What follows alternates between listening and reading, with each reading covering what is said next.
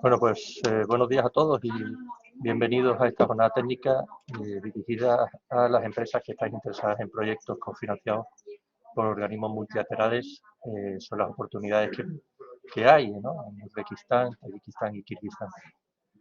Mi nombre es Javier Domínguez y soy el técnico responsable de los mercados que componían la antigua Unión Soviética, en el Departamento de Asia, en el área de desarrollo de negocios de Extenda, empresa pública andaluza de promoción exterior. En primer lugar, agradecer al señor Vahob Khudoynazarov, director técnico de Aykan Invest, su participación. Thank you very much, Vahob. El objetivo de esta jornada es presentarles estos países que no son muy conocidos en España, en los que existen importantes oportunidades en distintos sectores en proyectos cofinanciados por organismos multilaterales, que es lo que nos trae hoy por aquí. Tenemos previsto además una misión directa a Uzbekistán la semana del 25 de abril, donde aquellas empresas que estéis interesadas podéis inscribiros, ya sea en formato presencial o en formato virtual. En estas jornadas podréis reuniros con los principales responsables locales de los distintos organismos multilaterales y ver los distintos proyectos que están cofinanciando, las formas de presentarse, las necesidades que puedan tener, cualquier cosa. Quiero agradecerles una vez más la confianza que demuestran en Extenda, participando en las distintas acciones que desarrollamos, y quedo a su disponibilidad para cualquier duda que pudieran tener de esta o cualquier otra actividad. Le paso la palabra ahora a Adolfo Romero de Marcelo, que es el director de ESKZ, la antena de Extenda en Asia Central, quien hará la introducción. Posteriormente, pasando la palabra al señor Vahob Khudoynazarov para que comparta con ustedes la información que han preparado sobre los mercados. Les ruego que hagan cualquier consulta que quieran, ya sea por escrito a través del chat o directamente a través del audio, para que el ponente pueda responderle y sea una presentación dinámica. Si está interesado además en mantener alguna reunión con posterioridad, no deje de decírnoslo para tratar de cerrarlo con respecto a la disponibilidad de ambos. Muchas gracias otra vez por participar. Adolfo, por favor, cuando quieras. Hola Javier y hola a todos los participantes. Gracias también a Vahob. Vahob, thank you very much for joining the session with us. Voy a empezar con una presentación introductoria al mercado y voy a compartir con vosotros algunas oportunidades de negocio que nosotros hemos identificado brevemente. Un segundito, vamos a ver. Dime, Javier, si se ve en pantalla completa. Sí, se ve bien. Vale, bueno, simplemente recordaros a los que no conocéis la zona de Asia Central y Cáucaso en profundidad. Kazajistán, Uzbekistán, Asia Central en su conjunto está enclavado en un punto geoestratégico entre varias potencias mundiales. Está destinada a ser un hub importantísimo de negocios en el futuro. Concretamente Uzbekistán, que es el mercado que podéis ver aquí en morado. Es un país que tiene todas las características necesarias para que sea una potencia en Eurasia en el futuro. Como podéis ver, es un país que tiene un hándicap, que no tiene salida al mar abierto. Hace frontera con diferentes mercados de la región de Asia Central, tiene una pequeña frontera con Afganistán. Y es un país que tiene una población de 35 millones de habitantes, ¿no? Actualmente Asia Central y los países que le rodean pueden alcanzar en torno a los 80 millones de posibles consumidores, y esto le hace un país, ¿no?, una zona bastante interesante. Uzbekistán, con 35 millones de habitantes, es el país más poblado de toda la zona de Asia Central y Cáucaso. En el país se están dando unos crecimientos económicos importantísimos en la última década. Concretamente este año esperamos que esté creciendo ya al 7%. tienen una renta per cápita todavía algo modesta, pero en amplio desarrollo, así como su Producto Interior Bruto se espera que crezca y se duplique en los próximos 5 años, ocurre lo mismo con su renta per cápita. Por otro lado, es un país que, como os decía, lleva un crecimiento enorme en la última década, concretamente entre el 4 y el 6%. Este año ya rompe otra vez la barrera del 6%, creciendo al 7%. El The Economist le nombró como país del año en 2019 por sus desarrollos y las oportunidades que va a arrojar. Es un país que, aparte de las oportunidades de negocio en diferentes sectores como las infraestructuras, la agricultura, etcétera, el turismo va a ser un factor y un vector potencial de su economía. Tiene ciudades emblemáticas como Samarcanda, Bujara, Jiva, que atraen a muchísimos turistas cada año. Precisamente justo antes del COVID ya hablábamos de miles de turistas que visitaban el país cada día, y esto se refleja en un gran avance en las infraestructuras de turismo que van a llevar a cabo en los próximos años. Esta es Tashkent en 2019 y esta es Tashkent hoy en 2021. En cuestión de 3 años, el skyline de Uzbekistán ha cambiado completamente. Hablamos de una ciudad, Tashkent, que es la capital, ultramoderna, se está renovando cada día, cada viaje que hacemos vemos nuevos rascacielos, y realmente el país está sufriendo un desarrollo increíble y sin precedentes, ¿no? Exportamos principalmente industria, productos industriales, maquinaria. En el ranking de las comunidades autónomas que más exportan a Uzbekistán, Andalucía está en el 6º lugar. Es verdad que hemos tenido picos importantes en 2016 y 2015 por la venta de aeronaves, pero tenemos todavía mucho recorrido por delante. Nosotros, sin embargo, importamos desde Uzbekistán algunas materias primas, textil, frutos secos y productos químicos. Bueno, entrando en multilaterales, que es el objetivo de hoy, en Uzbekistán se han desarrollado ya 2.300 proyectos terminados, 2.867 proyectos en total. Hay proyectos activos 465 en este momento. El dinero ha ido tradicionalmente, bueno, provenía y proviene del Banco Asiático de Desarrollo, que lleva ya invertido más de 5.700 millones de dólares, seguido del Grupo Banco Mundial, es el segundo actor más relevante, con más de 4.000 millones acumulados en Uzbekistán. Un actor muy importante también es el gobierno japonés, que lleva 1.700 millones invertidos. La International Financial Corporation también, 369. Y después el resto, que acumulado puede ser en torno a los 1.600 o algo más, es un pool del resto de organismos. Entre ellos está el IBRD, Naciones Unidas, etcétera, etcétera, ¿no? El dinero tradicionalmente en Uzbekistán ha ido a infraestructuras y servicios sociales, agricultura, energía, transporte y almacenamiento, y el resto bueno, lo compone de un pool de sectores que son transversales. En cuanto al papel de la Unión Europea en Asia Central, cada día es más intenso. De hecho, a nivel geoestratégico es muy importante, y a día de hoy geopolítico igualmente, con el conflicto de Ucrania y demás, tener una relación muy cercana y potente y de confianza con los socios europeos y centroasiáticos. En este sentido, hay una nueva estrategia de la Unión Europea para Asia Central que pretende fomentar sectores como la seguridad energética, el agua, evitar todas esas derroches de energía y de agua que se pierden en las redes, así como un proyecto importante de cooperación que fomente el medio ambiente, cambio climático y agua, ¿no? O sea, realmente hay una gran apuesta por Asia Central por parte de la Unión Europea, y eso se transmite en grandes fondos que están destinados a estos países, ¿no? Aquí podéis ver en este cuadro, en Uzbekistán, en 2020, estos fueron los actores principales: el Banco Asiático de Desarrollo, el Banco Mundial y el BERD, con inversiones y fondos que superaban los 1.000 millones en el caso del Banco Asiático de Desarrollo y el Banco Mundial. Para 2021, bueno, había problemas todavía que arrastraban del COVID, 2020-2021. El BERD, en este caso, llegó a 600 millones el año pasado, que es una cantidad muy importante, el Banco Europeo de Reconstrucción y Desarrollo.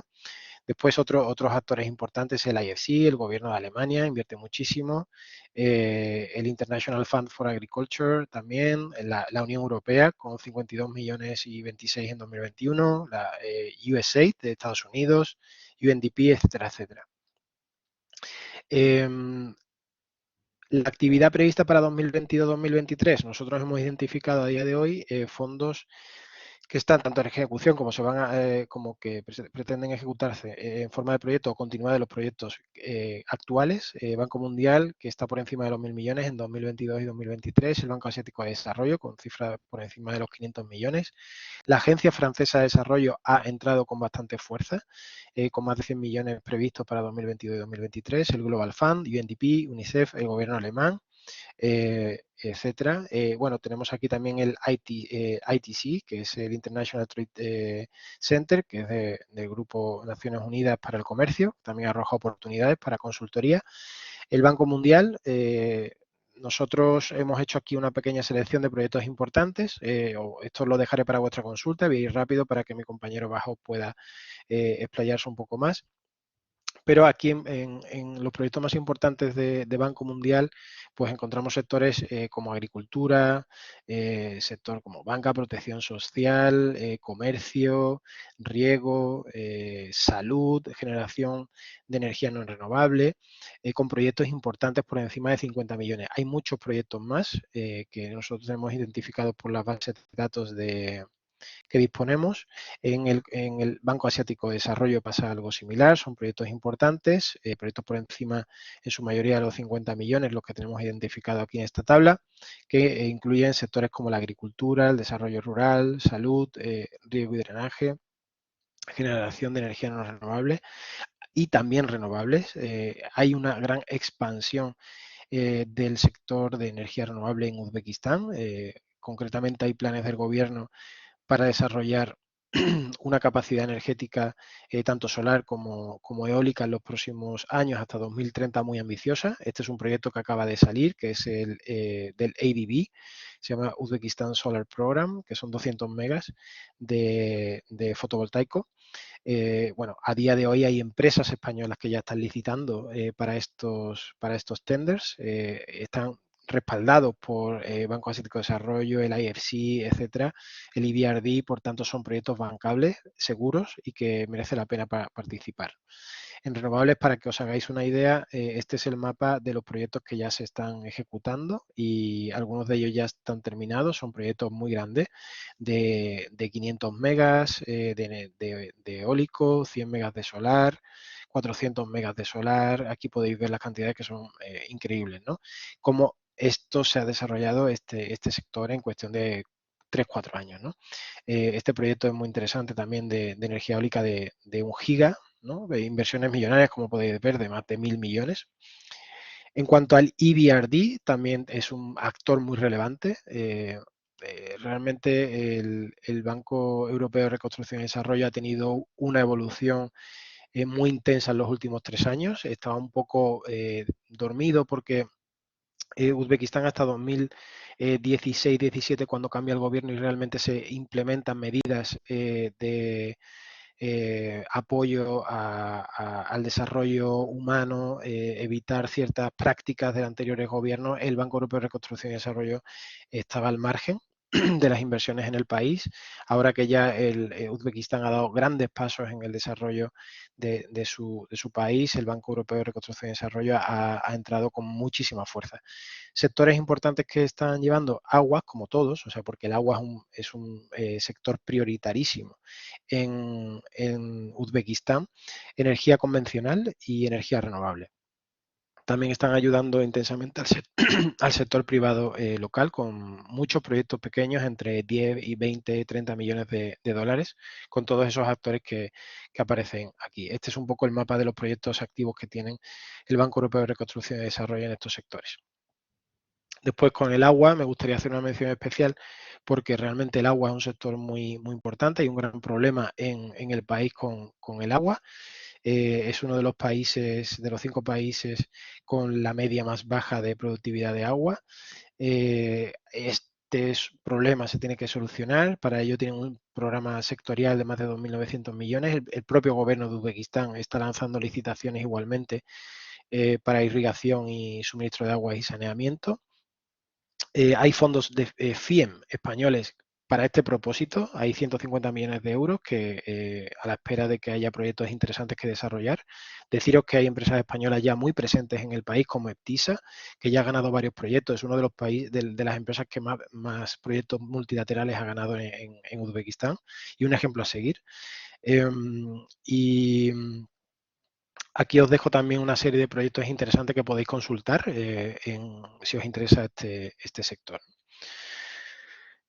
Aquí igualmente hay proyectos de aguas, waste management, desarrollo rural interesantes que hay, entre ellos hay 7 proyectos de más de 100 millones de dólares, os salen muchas oportunidades, o sea que si queréis consultarlo y estáis en este sector también os lo dejo aquí para consulta. Brevemente hablar de Tayikistán. Hoy el protagonista va a ser Uzbekistán porque es el país más potente y el que creemos que merece la pena y donde más oportunidades de negocio hay. Por tanto, vamos a profundizar más en ello, pero voy a hacer una pincelada muy rápido de Tayikistán. Tayikistán también ha recibido muchísima ayuda y fondos de las IFIs, de las instituciones financieras internacionales. Hay más de 4.800 proyectos.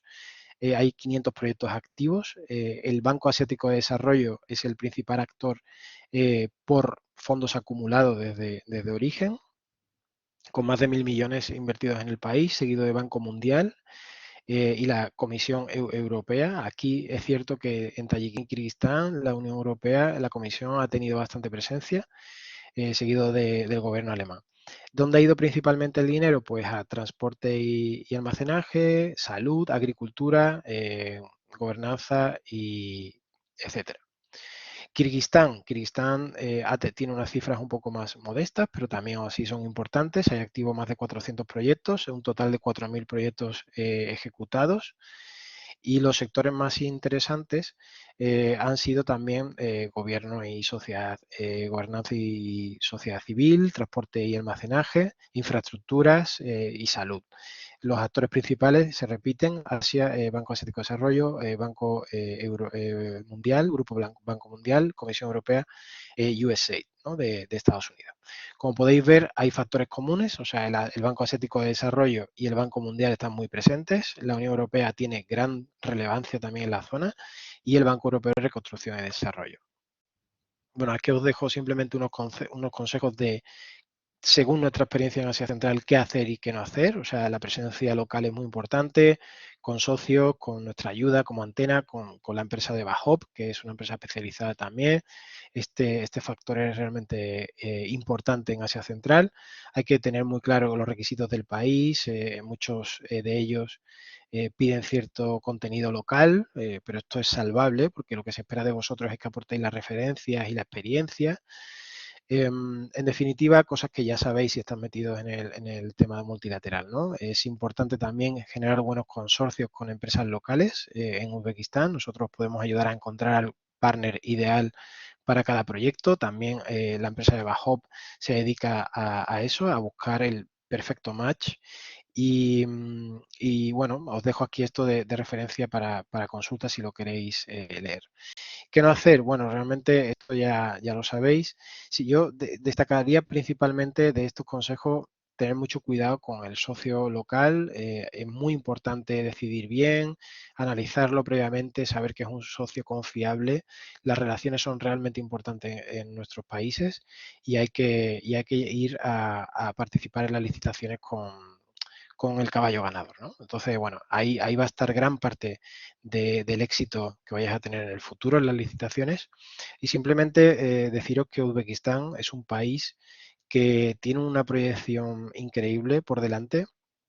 Solo en el sector hotelero este año van a construir más de 1.000 hoteles y realmente es un país que a día de hoy es foco de la financiación multilateral y creo que merece la especial atención de las empresas andaluzas por el desarrollo de las infraestructuras que va a tener en el futuro, en los próximos 5 o 10 años. que probablemente la convierta en el país más fuerte de todo Asia Central por su diversidad económica, no dependiente del petróleo, y que sin duda la posiciona como un líder de la región, también por su papel geopolítico. Entonces, bueno, animaros a que la exploréis. No hace falta hacer grandes inversiones ni grandes esfuerzos para ello, nosotros os podemos ayudar, pero no lo descartéis por el simple hecho de que ese sea un país lejano.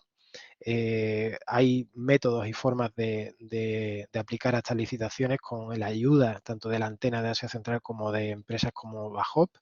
Y nada, animaros, y estoy seguro que si invertís un poco de tiempo y recursos tendréis buenos resultados en Uzbekistán. Muchísimas gracias. Voy a ceder la palabra a mi compañero Vahob y Javier para que continúen con la charla de hoy. Gracias. Gracias, Adolfo. Pues seguimos con Vahob. Vahob, please, is your place now. Okay. Hello, colleagues. Nice to meet you. I would like to introduce myself. My name is Vahob Khudoynazarov. I am a business development director of Aykan Invest. It's a local consulting company. We work in Uzbekistan for quite a long time, since 2007. So we work with Adolfo Romero several times. We met with him in Uzbekistan, and it was when he offered me to do the presentation to Spanish companies. It was a pleasure to me.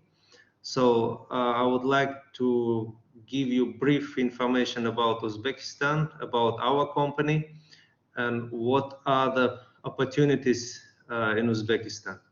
So this is the presentation. Our company name is Aykan Invest. We're the consulting company. Second page, please, Adolfo. This is a short description of our company. As I said, we were established in 2007. We were established as a business consulting company, but starting from 2009, we switched to the project which are financed by financial institutions.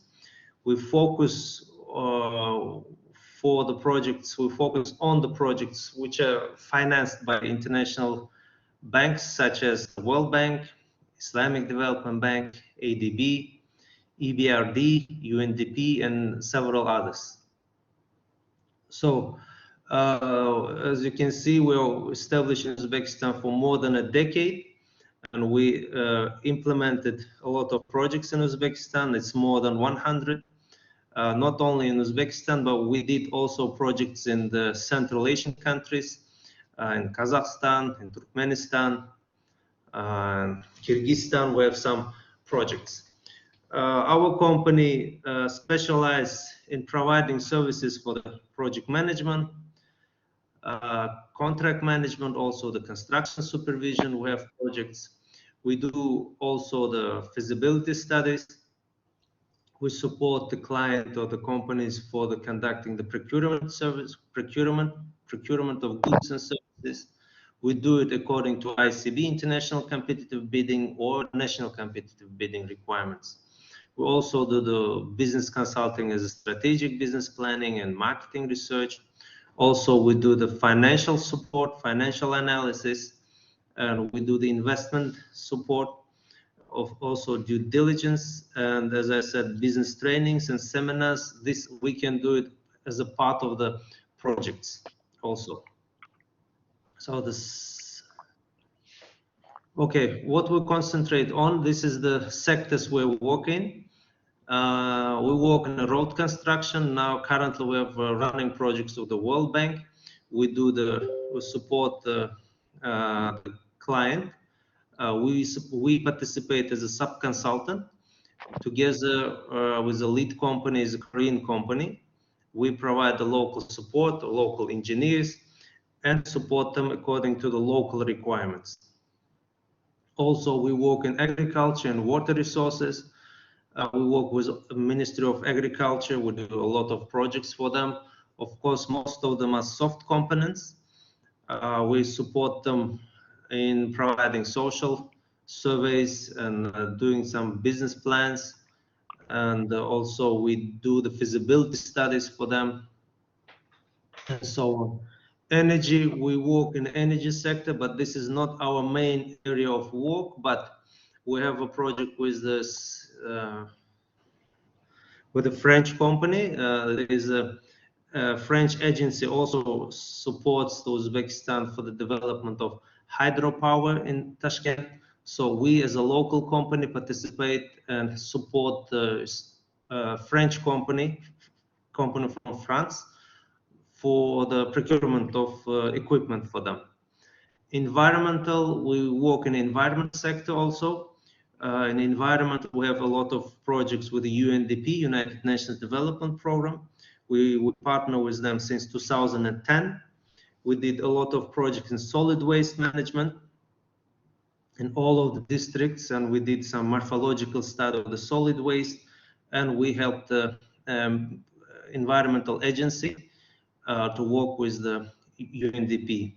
In healthcare, currently we don't have much of the healthcare projects, but we also work with the Ministry of Health in implementation of projects for the World Bank and ADB particularly. Secondary and higher education, we provide the services in this sector. Also, we work with the Ministry of Higher Education to do the social survey of the graduates in Uzbekistan, on how the graduates, the qualification, if the qualification of the graduates are appropriate for the employers in Uzbekistan. And the social, it means we have very good team and the area of conducting social service in Uzbekistan. So, and here I would like to say that we have a lot of personnel. As we work here in Uzbekistan since 2010, we have very good database of experts in all the sectors. They could be engineers in the road or irrigation or any engineering sector. We have good experts. Also, we have other experts in finance and business and architects, all sorts of experts. That's it. Well, this is the map of Uzbekistan, just to show where we exist. But I think that Adolfo made an excellent presentation. Of course, I don't speak Spanish and I didn't understand much of it, but as I could see, the tables were excellent, and he showed a lot of projects which are in the pipeline in Uzbekistan. So the next slide is just short information about Uzbekistan, but I think that also Adolfo showed you this information. And this is the main thing I would like to talk about. As a local consulting company, we, as I said above, we concentrate on the projects which are financed by international financial institutions. The active institutions which are working in Uzbekistan since a lot of years and several decades after the independence, these are the World Bank, ADB, Islamic Development Bank, EBRD, and Asian Infrastructure Investment Bank. As you can see, the largest portfolio of IFIs in Uzbekistan is the ADB. ADB is investing a lot of resources to Uzbekistan, and Uzbekistan is one of the largest receivers of the loans or the financing from those IFIs. And the World Bank also is financing the projects. Of course, JICA and the Islamic Development Bank and all others are very small. They don't have a lot of projects, but those projects are more on the soft components. They don't really invest a lot in infrastructure. Of course, they also invest in the road construction, water supply, but the biggest share of the investments are from the World Bank, ADB. And currently we seeing the investment from Asian Infrastructure Investment Bank. This is also quite a big bank, financed mostly the financing coming from Chinese banks, Chinese participants, but still all other countries can participate. According to our experience, I would like to share some information what is required for the, let's say, for the international bidders to participate in the tenders in Uzbekistan. These are the standard requirements. I cannot say that this is the only requirements, but I would like to say this is the most of the requirements which are specified in the bidding, in bid requests.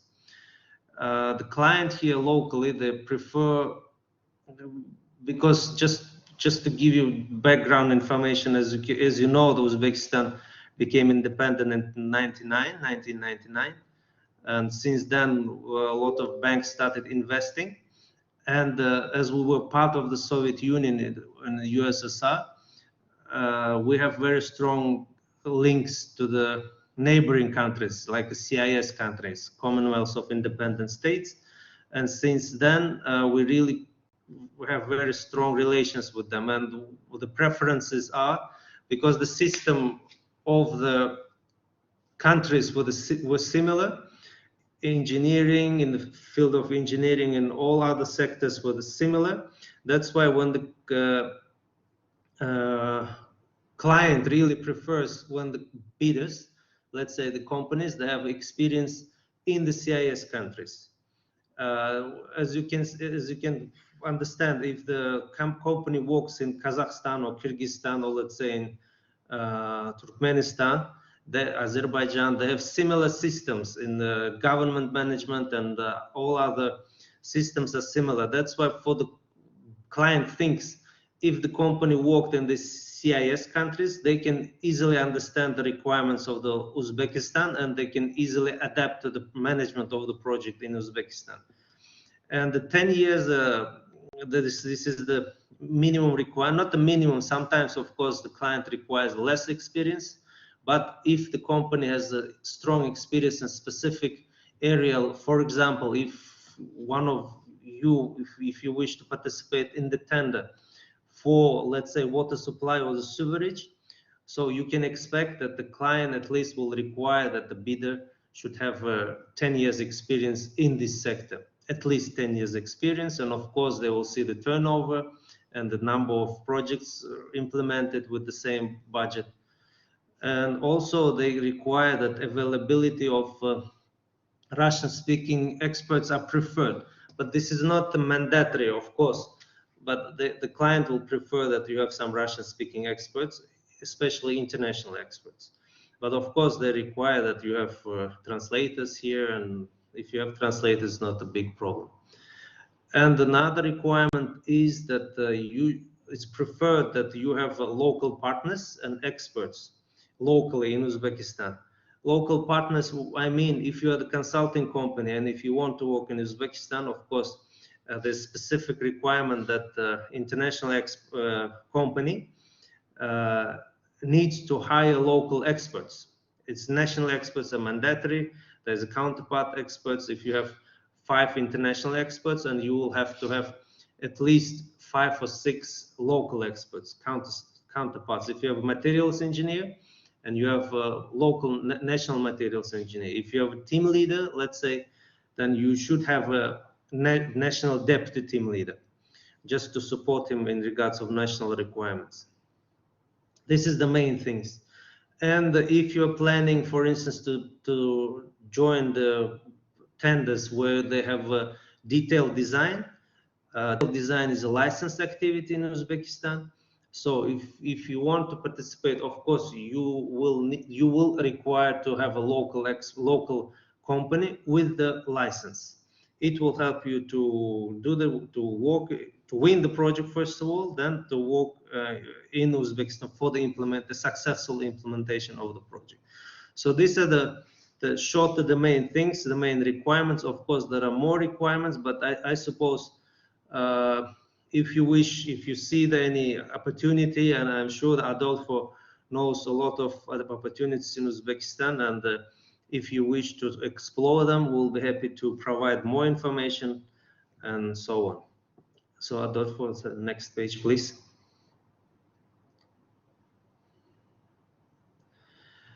So what we can offer to our partners. As mentioned before, we have extended experience in Uzbekistan and the neighboring countries of Central Asia. You know, working in Uzbekistan is not very easy. Because why it's not very easy? Because there are some requirements, and after the independence there were lots of changes, and we managed to work in Uzbekistan more than 10 years. It's quite a lot of it's a big amount of years, and to work here successfully requires a lot of skills. So we have those. We managed to work here, and we have good references here. We have very good working relations with the local government authorities. I mean that when we implement the projects with the support of IFIs, of course, they will be beneficiary, and most of the times, 100%, the beneficiaries are the government. The loan signed by the government with the government, usually it's Ministry of Finance, and then there will be beneficiary. For instance, if there will be the project, let's say for the energy, for the solar energy or hydropower energy, anything else, anything related to energy, then there will be a special ministry, Uzbekistan. It's not a ministry, but it's similar to the ministry. Everything in energy sector for electrical energy is responsibility of this agency, Uzbekistan. So all the projects in different sectors implemented in the same way, managed in the same way. So we have the working relations with most of them because we implemented project with them. We work in the water supply, as I said. We work in the World Bank project in Uzbekistan for water supply and sewerage for the World Bank, and we have good relations with the Uzkamun Khizmat. This is the now Sultamanot. It's one of the ministries who manages the projects in this sector. We have good relations with the Ministry of Transport. This ministry manages everything related to the transport. If it's related to the road construction, then there is a special agency, a committee for automobile roads. We have also good working relations with them because we have running projects with them now currently. Here I said extended network of contacts with private and government companies. Why I mentioned that? Because here the big companies are most of the companies, not most of, but majority of the companies, they have the contacts and the share of the government. So these companies are really well trusted, and of course, when the client is usually it's a government agency. So when the clients see that the government companies participate in the tenders, not always, but they have the branches, so that some branches participate, it's a good sign. Of course, there shouldn't be conflict of interest that the government supports the government company, but involvement of these companies are not prohibited. Here I said large database of experts specializing in any sector of economy, including finance, agriculture, transport, education, engineering, and etc. I mean that during our work, when we operated in Uzbekistan since more than a decade, so we have a big database of experts in any sector in Uzbekistan. For instance, if you're interested in the project in agriculture, it could be irrigation, or we know the local government institutions or local government design institutes and the engineers who work with them. So anytime we can bring them on board, and then they can work with the international companies through our company.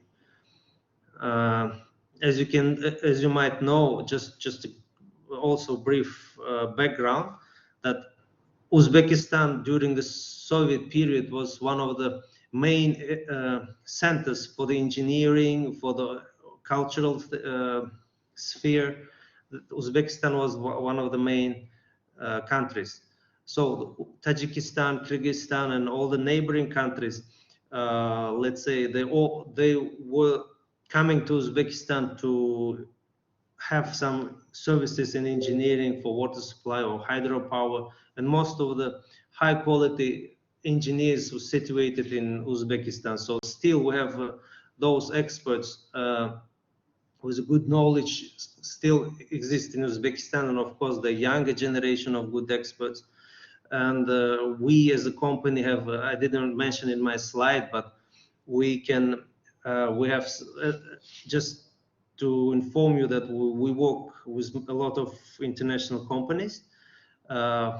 Also, there are some companies from Spain. You might know Eptisa, you might know Eura Studios. We worked with them before, and there are some other companies whom we communicate, not Spanish, but let's say other companies from Korea. We support them by providing the experts for attracting them for the different projects in our region, because they're high quality experts and they can hire from us and use them as international expert in their project in the neighboring countries. Of course, the rates will be different. So that's the shortly what we can offer. And the other slide, well, other slide is just my information, and I couldn't prepare much information about our neighboring countries. We operate in Kazakhstan, we operate in Tayikistan, Kirguistan, not much in Turkmenistan. Of course, we had some projects there. But briefly, what I can say, the majority of financing is coming to Uzbekistan, because Uzbekistan is in the middle and is more developed in the infrastructure. And of course, the Kazakhstan has got more resources also, but the Kazakhstan usually attracts the direct financing, which means from the private investors and oil companies. This really developed country with the system is similar, but the implementation is, for instance, I would like to concentrate only the project financed by IFIs. I cannot say much about the direct financing, but in these terms, in IFI implementation, Kazakhstan also is the country where you can have a good business, and most of the companies, they have offices in Kazakhstan. But Tajikistan is also they also have a lot of opportunities in Tajikistan. They have a lot of projects, so if you're interested, you can also work there. But information was provided by Adolfo, and Kirguistan is also the country with the opportunities, but less opportunities than other countries. I mean, Uzbekistan or Kazakhstan. So that's it. If you have any questions, please, you can ask. I hope my information was at least useful for you, or we'll be happy to reply you if you have any other questions. Thank you for your attention, gentlemen, ladies. Thank you very much, Vahob. Yes, we have some questions now. Jesus Boris, I think it's gonna be directed to you. Please, Jesus. Sí. ¿Me escucháis? Can you hear me? Yes, yes. Perfectamente. Hola. Thank you very much, Vahob. Gracias, Adolfo. Excellent presentation. It was really interesting. Should I ask the question in English and Spanish, or how do I do it, Javier? I think in English is perfect for everybody. Because, let's do it in English, and then Adolfo, you can answer in Spanish if you may, and Vahob in English. I think it was a great presentation. We have the opportunity to do 2 consultancy projects in Uzbekistan. I fully agree with everything that was said in the presentation, and I'm very happy that we had the opportunity to listen to Adolfo and Vahob. We work with OCDE and also with the development program of the United Nations, but they were not large projects.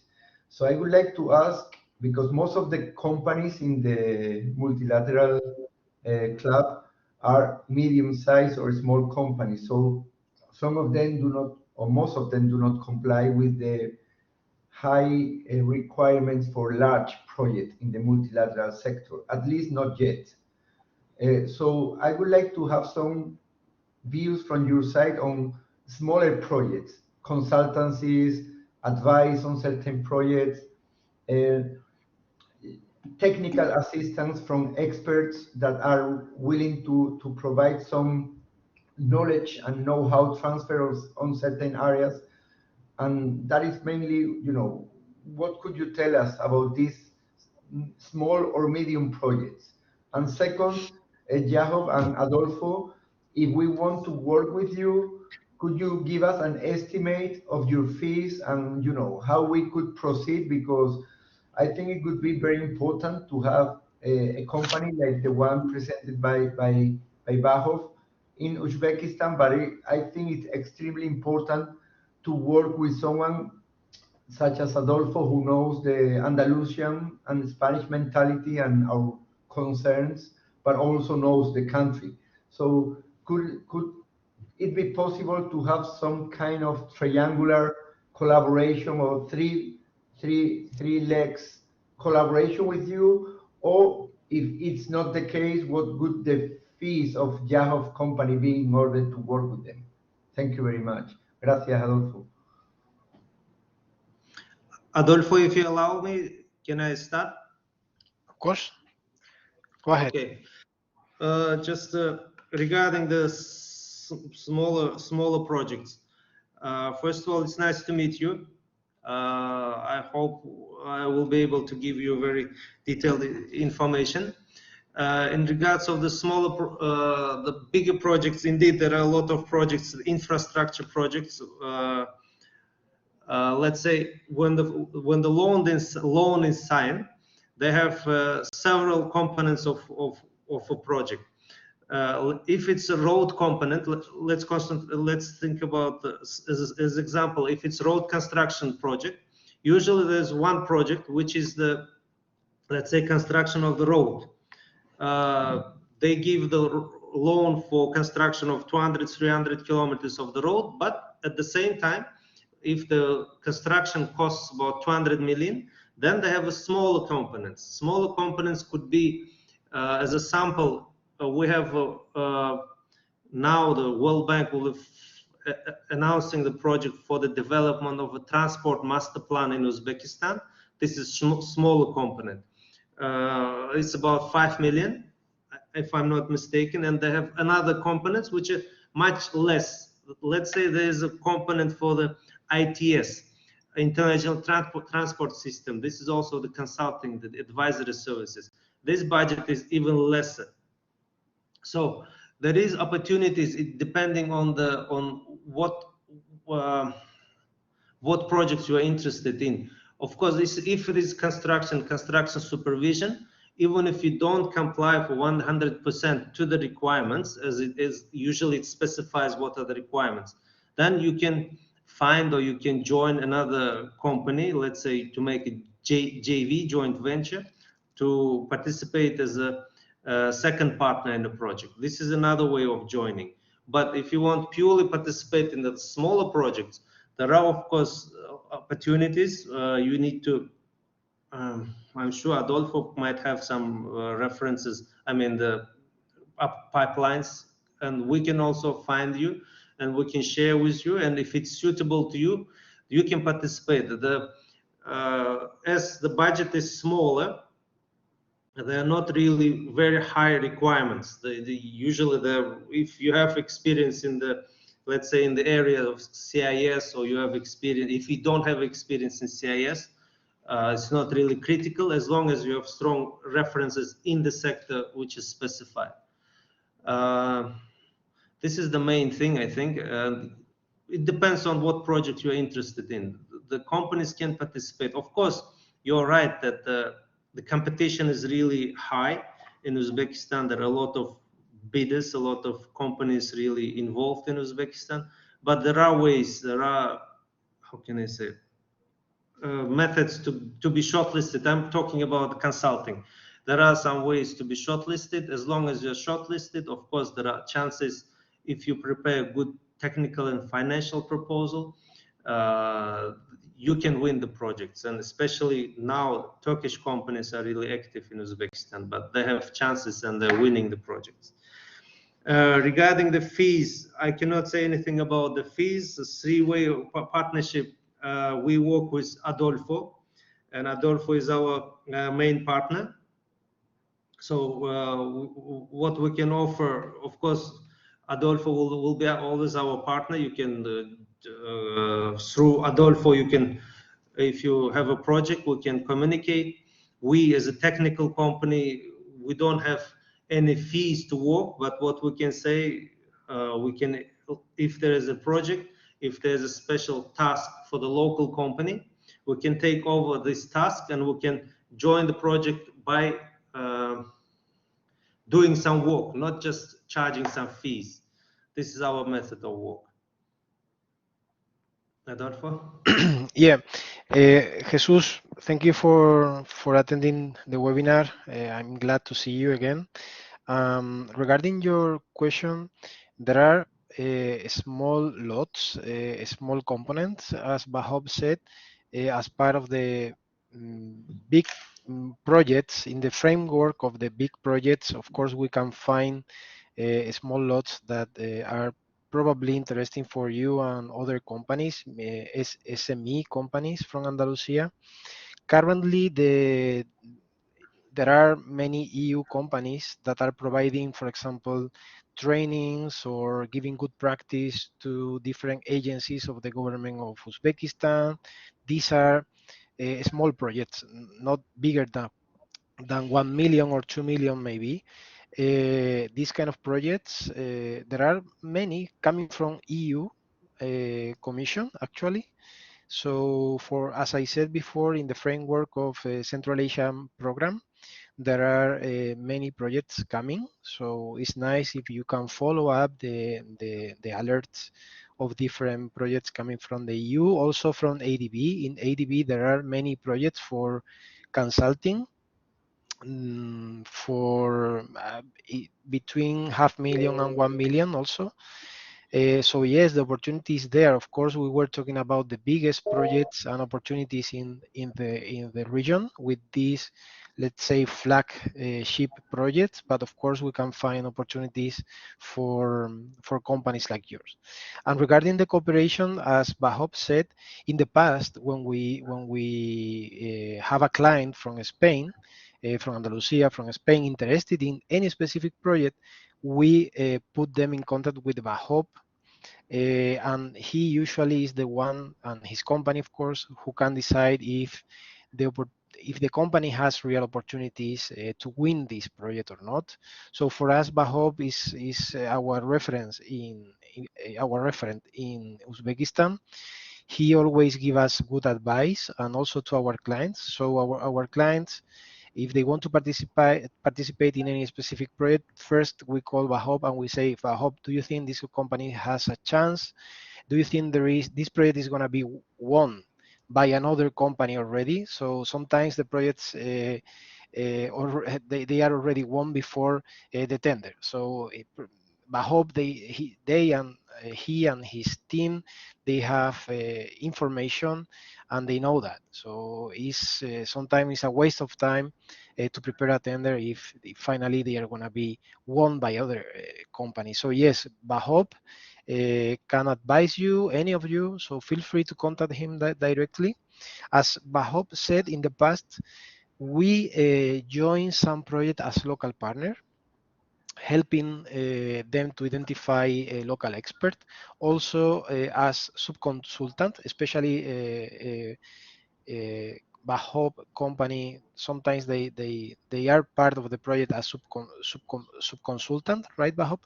And sometimes as part of the consortium, and they can be part of the joint venture. But yeah, I mean, there are so many possibilities depending on each project. So this is something you have to negotiate directly with Vahob. So we will be happy to connect you with him anytime, you or any other. And I hope also Vahob and his company is proactive as well. And now, as you know a bit more about the Spanish and Andalusian companies, also you can give us the opportunity also and be proactive in this different way and ask for specific Spanish companies in sectors like water, agriculture, or energy, because we have very good ones. So I hope this is the beginning of a very nice collaboration for future. Yeah, thank you. I think this is right in Uzbek, Rahmat, which means thank you. Yes. Gracias. Thank you very much. I don't know if someone else got any other questions. In the time, I would like to ask Vahob as well. What about how do you see the future of the IFIS projects and companies in the area? Next future, according to the change that it's in the area right now. You mean expectations of what's going to happen or plans? Yeah, expectation of if you think the IFIS companies are going to move their help to some other countries in the area, or they go on in specific matters, waters or environment, or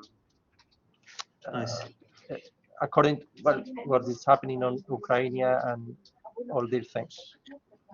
You see,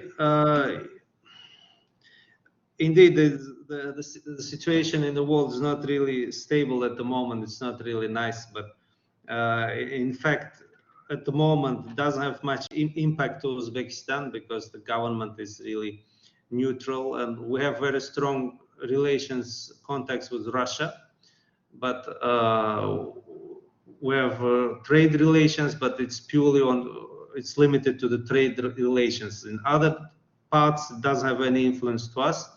The business is going as usual. Everything is going well. And the projects are still ongoing. I can tell you that recently, I think about 2 days ago, there was investment forum in Uzbekistan, and it was quite a big forum. And the government signed the loans, if I'm not mistaken, not the loans, but the agreements for more than $7.8 billion. So it's a lot of opportunities. Of course, these are on the paper now, but we expect that by the end of this year, there will be good projects. And these IFIs, they approved some loans. They approved World Bank, ADB, and EBRD. They signed a loan with the government. So this will also come. As you know, that this will have big component for the, let's say, construction of some infrastructure, and of course some soft components, smaller components, feasibility, detailed design, let's say then capacity development or anything like this. And in road sector, I know that in road construction sector, it's about, in the pipeline, there is 32 projects, more than 30 projects are coming. It's already this year or the next year, so it will start. I have a question here from Sebastian, I think. Private investment in the cold storage we have for the projects. You know, there's a private investment. I'm not really aware. Of course, there are some private investors, and usually the big companies, private companies, they directly find the international companies abroad through internet or through other companies, and they start working. But if we talk about multilateral opportunities, if you know, there's USAID, United Nations United States Development Program, and they finance a lot of projects in cold storage, same as a meat, not a fish. So they do they finance the projects, and it's really popular because Uzbekistan is agricultural country, and you know that most of the income is coming from agriculture. And I know Adolfo was also working in the greenhouses projects in Uzbekistan.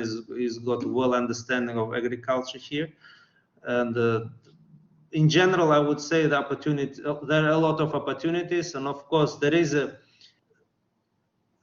it's not very stable due to the situation, but in Ukraine. But our understanding, our comprehension is Uzbekistan shouldn't suffer much.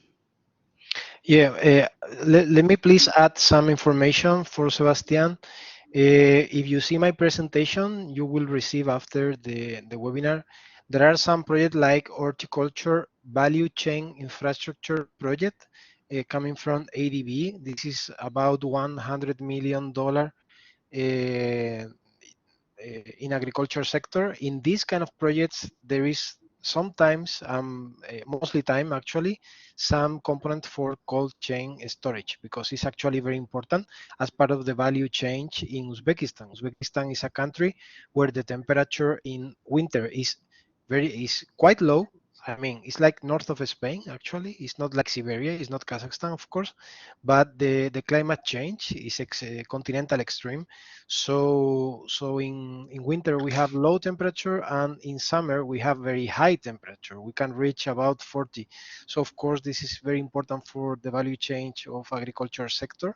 So yes, you have project in ADB. You also have project in World Bank, for example, in there is a big project framework which is agriculture modernization project. It's about $270 million.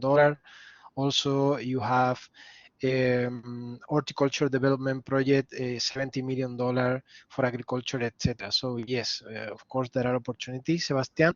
In the private sector as well, we already organized like 2-3 delegations to Uzbekistan with Extenda in the past. So we really know the greenhouse sector in the country, and yes, mostly of them, they include this component of the storage. This is part of the projects, usually also in the private sector.